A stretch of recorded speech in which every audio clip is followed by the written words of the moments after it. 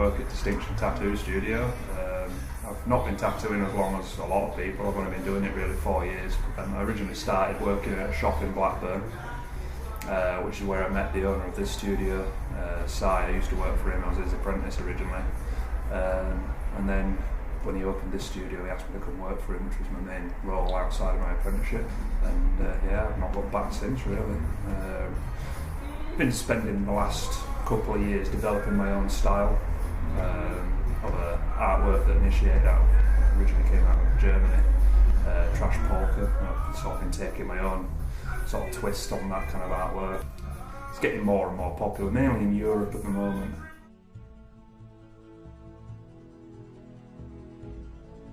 My first tattoo after this one was I started half a sleeve for Polynesian design. Because first of all, it's like that's the beginning of tattooing. That's where it all started from. So it's like original, and everybody else, like when I was about 18, tribal, usual colour stuff. Like I said, I liked it different, so that's where I got that one. And then I carried it on onto my chest. I carried it all the way down because everybody kept getting Polynesian then. So I thought I want to be different, so I got it full sleeve and then I got the red cut in it just to make it stand out a bit more. This one's all about family, me. Like Now We Are Free is my favourite song. Not many people know it because it's a classical song. It's from Gladiator. And then the waves because it's just I like the concept of these waves and stuff like that. And then I've got my mum, my dad and my sister's name on my arm. It's family. And then 4 stars representing me, my mum, my dad, my sister. And 4 cherry blossoms.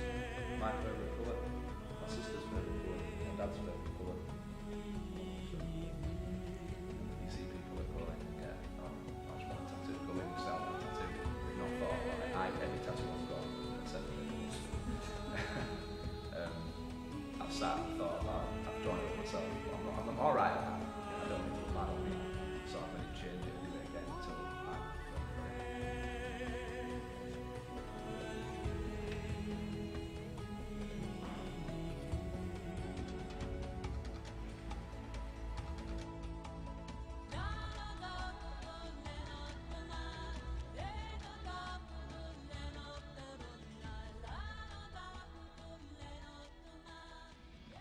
I'm Liam Hughes, I'm 20 and I work at Torque Warehouse in Bradford.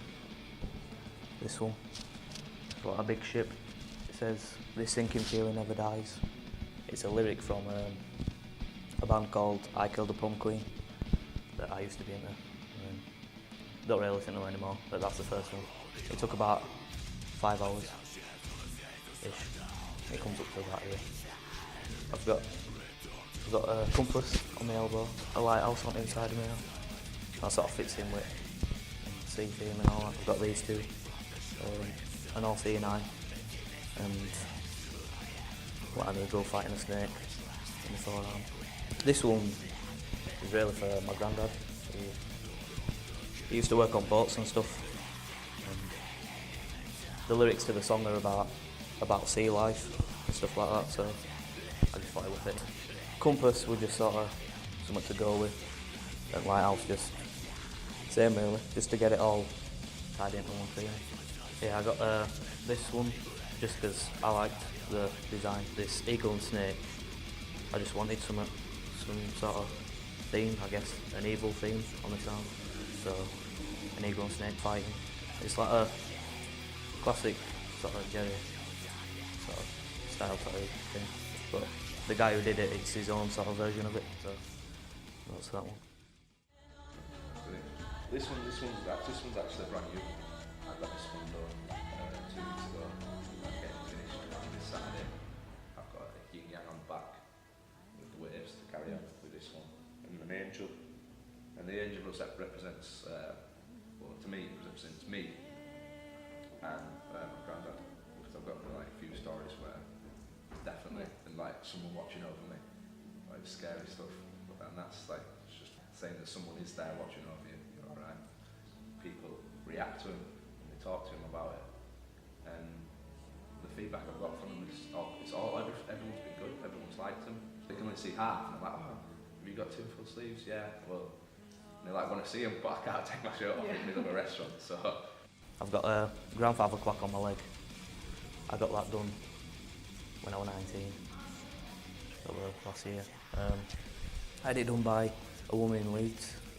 All my others are done by Luke Nero in Bradford. And that was about 120 quid, 3 hours. It's adding up. I got the grandfather clock because I did a joinery apprenticeship. I was doing bench joinery and I wanted to make a grandfather clock. And I started on one and then I finished and I didn't get kept on. Yeah. And I thought I'd make a cool tattoo. And the last 2 I've got on my feet, I've got a tiger's head and a snow leopard's head. Same mum and dad, because my dad likes tigers and he's got one tattooed on his back, a tiger's head, and my mum likes snow leopards, but she doesn't have any tattoos. Oh no, she does, she's got Elvis tattooed on the bottom of her back. The ones on my feet are sort of just because I love my mum and dad, and that's it. I give some thought to my tattoos, but most of the time they just sort of remind me of where I was at that point when I had them done. Like, I don't listen to the band anymore really, but I think the lyrics are still good and it's something that I like. So it's not like I don't like them or like I don't like the lyrics, because it's still cool to think of every now and then.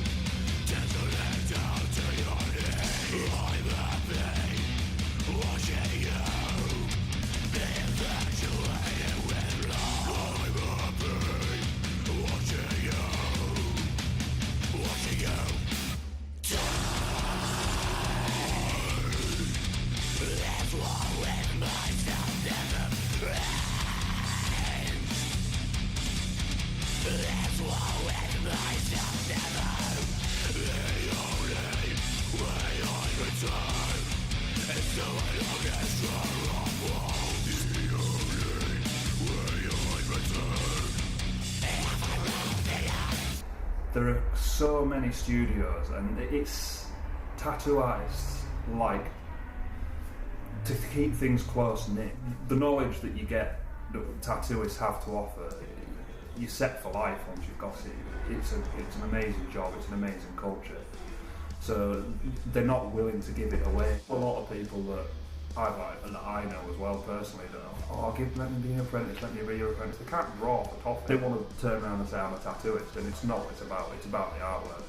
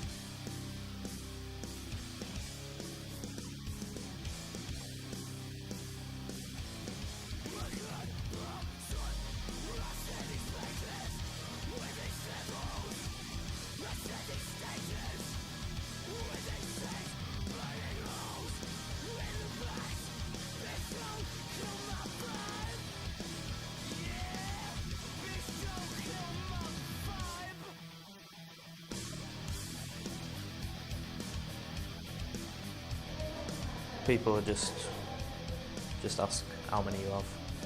Do the same old questions really, like when you're in pub. Is that hurting your ears? Is it an elbow? Yes.